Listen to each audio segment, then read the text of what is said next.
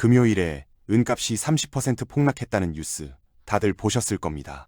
지난 금요일 하루 만에 은 가격이 30% 넘게 폭락했고 금도 11% 넘게 곤두박질 쳤고 전 세계 귀금속 시장에서 수조 원이 증발했습니다. 목요일까지만 해도 사상 최고가를 찍으며 축배를 들던 사람들이 하루 만에 강제 청산 통보를 받고 멘붕에 빠졌습니다. 뉴스에서는 새 연준 의장 때문이라고 합니다. 달러가 강해져서 어쩔 수 없었다고 합니다. 그런데 달러가 고작 0.5% 올랐다고 은값이 30%가 날아갑니까? 오늘은 그날 밤 도대체 무슨 일이 벌어졌는지 뉴스가 절대 말해주지 않는 진짜 이야기를 해보겠습니다. 어려운 경제 기사보다 오늘 이 영상이 머릿속에 훨씬 오래 남으실 겁니다. 먼저 그날의 상황을 정리해봅시다.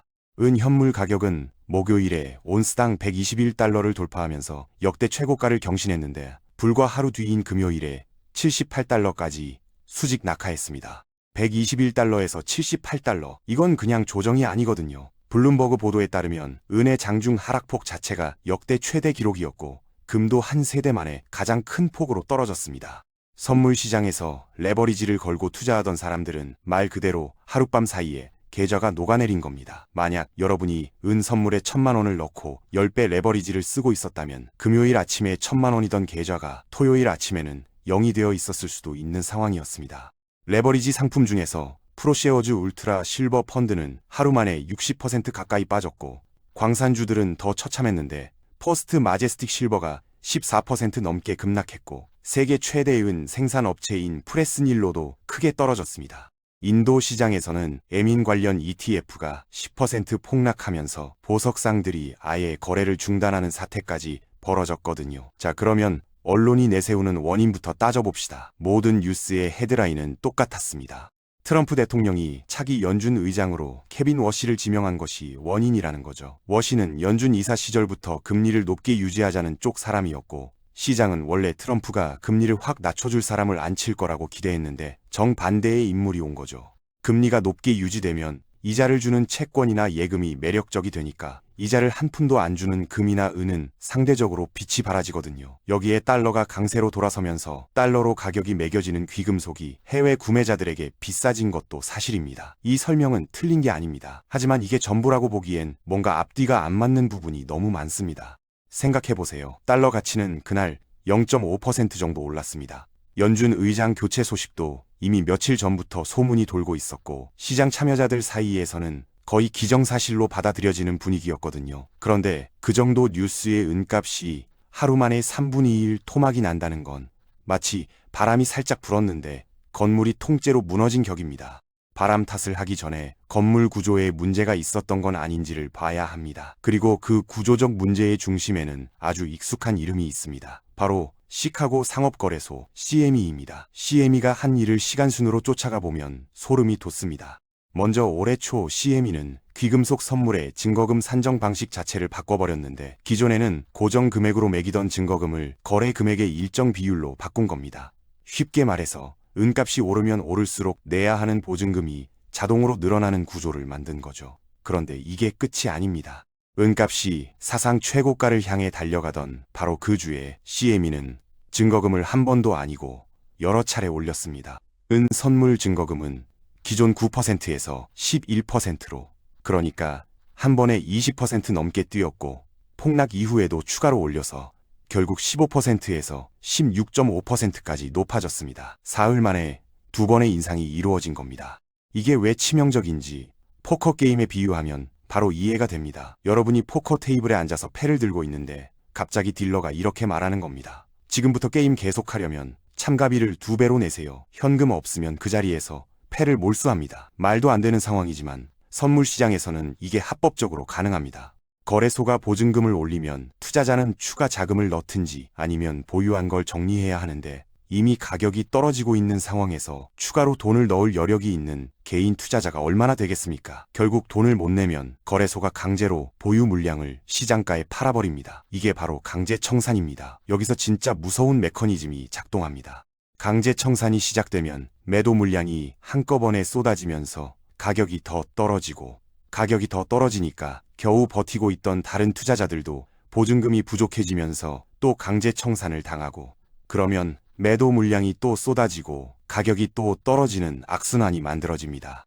도미노처럼 한 장이 넘어지면 전체가 줄줄이 쓰러지는 구조입니다. 금요일 밤의 차트가 절벽처럼 수직 낙하한 진짜 원인이 바로 이겁니다. 연준 의장 뉴스가 방아쇠를 당겼을 수는 있지만 총알을 장전하고 조준한 건 보증금 인상이었던 겁니다. 그리고 여기에 하나 더 기막힌 타이밍이 겹칩니다. 폭락이 시작된 건 금요일 오후였는데 이 시간대는 아시아 시장이 이미 문을 닫은 뒤이고 런던과 뉴욕의 트레이더들은 주말을 앞두고 자리를 비우기 시작하는 때거든요. 쉽게 말해서 거래량이 가장 적은 시간대입니다. 거래량이 적으면 같은 규모의 매도 주문이라도 가격에 미치는 충격이 몇 배로 커지거든요.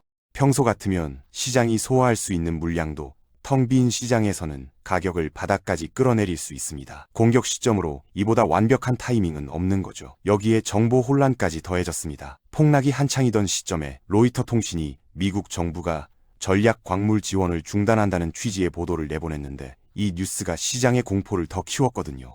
그런데 나중에 미국 에너지부가 직접 나서서 이 보도는 사실이 아니며 의도적으로 오해를 불러일으키는 내용이라고 반박했습니다. 하지만 그때는 이미 늦었죠. 개인 투자자들이 겁에 질려 매도 버튼을 누른 뒤였으니까요. 이 패턴이 처음이 아니라는 게 더 소름 돋는 부분입니다. 금융 역사를 돌아보면 거의 똑같은 시나리오가 반복되어 왔거든요. 가장 유명한 사례가 헌트 형제 사건입니다.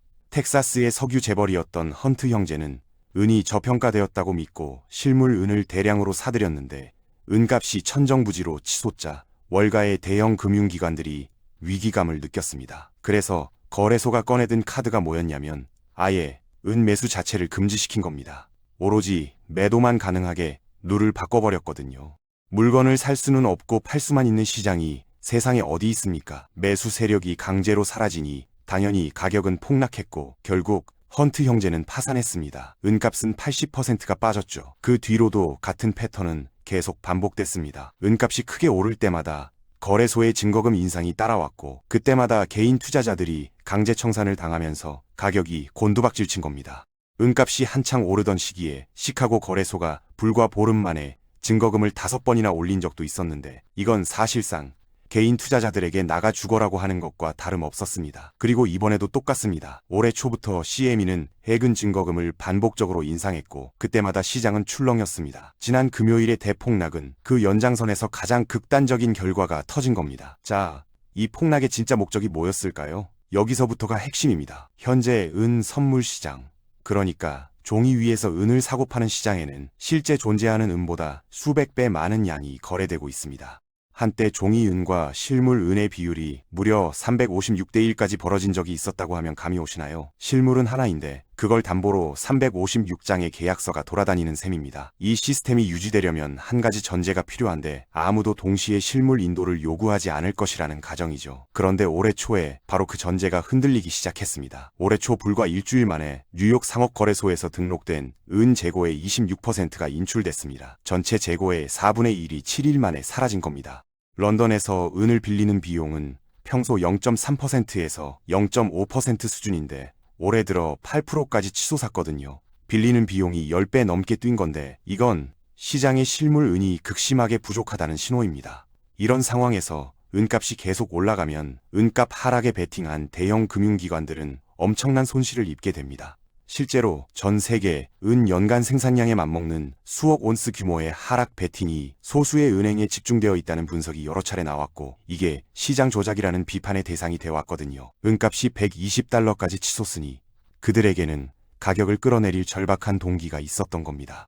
증거금 인상은 그들에게 완벽한 도구였습니다. 직접 대규모 매도를 할 필요도 없이 보증금만 올리면 빚내서 투자하는 개인 투자자들이 자동으로 터져나가면서 가격이 알아서 떨어지니까요. 그런데 여기서 정말 흥미로운 반전이 있습니다. 종이 시장에서 가격이 폭락하는 동안 실물 시장은 전혀 다른 이야기를 하고 있었다는 겁니다. 폭락 당일 중국 상하이 거래소와 두바이에서는 실물 은이 서양 시장 가격보다 온스당 20달러 이상 비싸게 거래됐습니다. 뉴욕에서 78달러에 헐값으로 종이 은이 팔리는 동안 상하이에서는 진짜 은이 100달러가 넘는 가격의 손바뀜이 이루어진 겁니다. 이건 뭘 의미하느냐면 실물을 실제로 필요로 하는 산업체와 기관들은 폭락한 종이 가격을 전혀 신뢰하지 않았다는 거죠. 은이 없으면 공장이 멈추는 사람들은 종이 시장이 뭐라고 하든 웃돈을 얹어서라도 사갈 수밖에 없는 겁니다. 이 실물과 종이의 괴리가 지금 은 시장의 가장 핵심적인 변화입니다. 그동안 전 세계 은 가격은 뉴욕과 런던의 선물 시장이 결정해 왔는데 이 시장들은 사실 대부분 실물 인도 없이 종이 위에서만 돌아가는 구조거든요. 그런데 지금 실물이 부족해지면서 이 종이 가격과 진짜 은의 가격이 따로 놀기 시작한 겁니다. 종이 가격은 폭락하는데 진짜 은을 사려는 사람들은 오히려 비싼 값을 치르고 있는 상황. 이건 정상적인 시장이 아닙니다. 그러면 왜 이렇게 실물이 부족한 걸까요? 은은 지금 완전히 새로운 시대에 진입하고 있습니다. 예전에는 은하면 그냥 귀금속, 반지나 목걸이 만드는 금속 정도로 생각했는데 지금은 달라졌습니다. 태양광 패널에 들어가는 은의 양이 어마어마한데 태양광 패널 한 장에 은이 15g에서 25g 정도 들어갑니다. 전기차에도 기존 자동차보다 두세 배 많은 은이 쓰이고 AI 데이터 센터 서버에도 은이 필수적으로 들어가거든요. 은은 모든 금속 중에서 전기를 가장 잘 통하게 해주는 금속이라 대체가 거의 불가능합니다. 스위치가 달린 거의 모든 전자제품에 은이 들어간다고 보면 됩니다. 수요는 이렇게 폭발하고 있는데 공급은 전혀 따라가지 못하고 있습니다. 은 시장은 벌써 5년 연속 공급 부족 상태인데 매년 부족분이 수억 온스씩 누적되고 있거든요. 광산에서 캐내는 양은 쉽게 늘릴 수가 없는데 은의 75%는 금이나 구리 같은 다른 금속을 캐면서 부산물로 나오는 거라서 은값이 올랐다고 은 광산만 따로 확 늘릴 수 있는 구조가 아닙니다. 세계 최대 은 생산업체인 프레스닐로도 올해 생산 목표를 오히려 하향 조정했을 정도입니다. 여기에 중국이 올해부터 은 수출을 제한하기 시작했다는 게 상황을 더 심각하게 만들고 있는데 중국이 전 세계 은 정년의 약 3분의 2를 차지하고 있거든요. 중국이 은을 안 내보내겠다고 하면 나머지 세계는 은을 구하기가 훨씬 더 어려워지는 겁니다. 중국이 왜 이러는지도 알아야 합니다. 러시아와 우크라이나 전쟁이 터졌을 때 미국이 러시아의 달러 자산을 동결시켰잖아요. 이걸 본 중국은 충격을 받았습니다. 아무리 외환 보유고가 많아도 미국이 스위치 하나로 다 못 쓰게 만들 수 있다는 걸 깨달은 거죠. 그래서 중국은 달러 대신 금과 은을 비롯한 실물 자산을 대량으로 사들이기 시작했습니다. 중국은 외환 보유고에서 금 비중을 2배 넘게 늘렸는데 아직 선진국 평균의 절반 수준이라 앞으로도 계속 살 거라는 뜻이거든요. 상하이 거래소의 은 거래량도 최근 들어 말도 안 될 정도로 늘어났습니다. 이렇게 모아놓은 걸 쉽게 팔지도 않을 겁니다. 팔아봤자 다시 달러로 바꿔야 하는데 그 달러를 또 미국이 동결시킬 수 있으니까요. 자, 이제 큰 그림이 보이기 시작합니다. 한쪽에서는 산업 수요 폭발과 공급 부족, 중국의 매집, 실물 가격의 웃돈 확대 같은 근본적인 상승 동력이 그 어느 때보다 강력하게 작동하고 있고 다른 한쪽에서는 종이 시장의 비투와 보증금 조작을 통해 가격을 인위적으로 끌어내리는 힘이 작동하고 있는 겁니다. 지난 금요일의 폭락은 이 두 힘의 충돌에서 일시적으로 후자가 이긴 순간이었습니다. 하지만 여기서 중요한 질문을 하나 던져야 합니다. 그들이 부숴버린 건 정확히 뭘까요? 모니터 화면에 찍히는 숫자입니다. 종이 위에 적힌 가격입니다.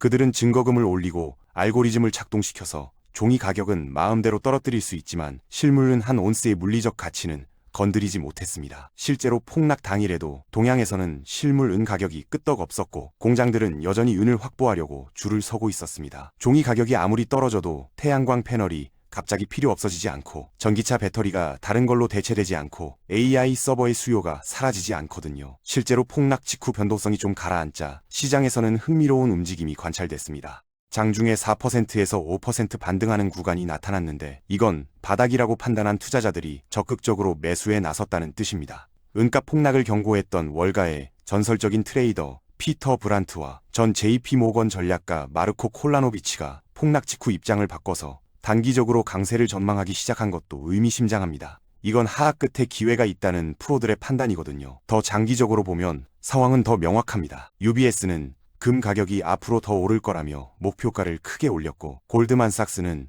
은이 구조적으로 부족하다며 장기 강세를 전망하고 있습니다.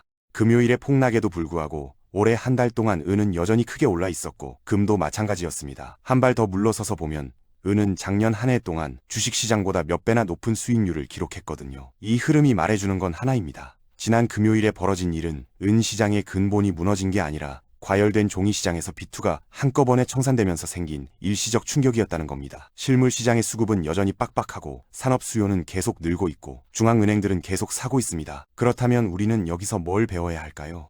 가장 중요한 건 그들의 게임판에서 그들의 룰로 싸우지 않는 겁니다. 선물 시장이라는 게임판에서는 그들이 언제든 룰을 바꿀 수 있습니다. 아무리 방향을 잘 잡아도 보증금 인상 한 방이면 강제로 퇴장당하거든요. 빚을 내서 투자하는 순간 여러분은 그들의 사정거리 안에 들어가는 겁니다. 그 다음으로 중요한 건 공포에 파는 게 아니라 공포를 읽는 겁니다. 남들이 비명을 지르며 도망칠 때가 역사적으로 항상 가장 좋은 매수 기회였거든요. 그들이 가장 두려워하는 건 폭락에도 흔들리지 않고 묵묵히 실물을 모아가는 투자자입니다.